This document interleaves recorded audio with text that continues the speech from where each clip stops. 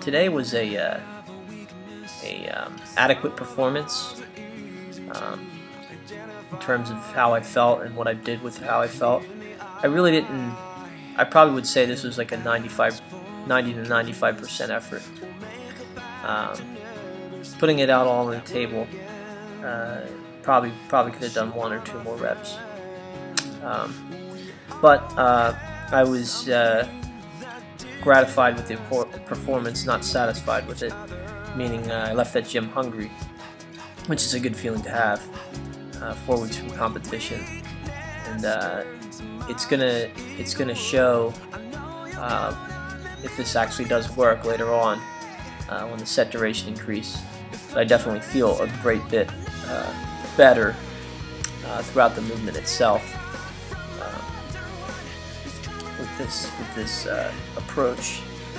And if you want to come out, let me know in advance, and we can set something up.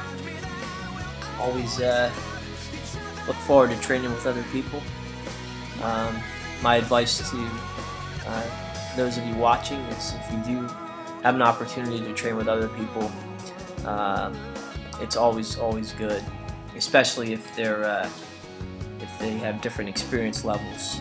Some might be better, some might be not as experienced, but it's interesting because I think that you can still learn from people that are less experienced, and one of the examples of that is when you learn a lot of different things, you tend to forget fundamental things.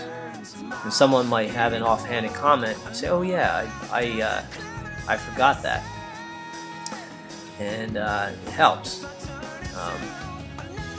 One of the tips from my training buddy Sarah was, when you're in the rack position, you should be relaxed. Your legs should be straight but relaxed. And a different verbal cue to that is the weight should be on your heels throughout in the rack position and in the overhead position. Not 100% on the heels, but a majority of it.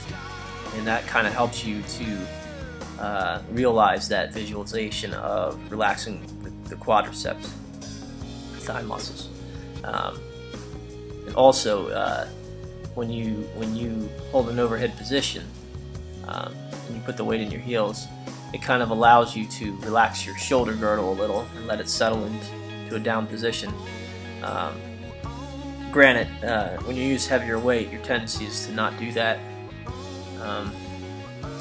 And that's kind of why I like double bell lifting, is because it puts more emphasis on leg drive and less emphasis on shoulder girdle, because the weight is distributed symmetrically. Granted, there's more requirement in hip flexibility and back flexibility, and stretching before and after is essential. It's insisted upon. It's not an option, especially for something like a sport. When you do like shorter sets, maybe not so much. I'm gonna drop off here, and this last song, if you can guess it, I give you a point. Enjoy.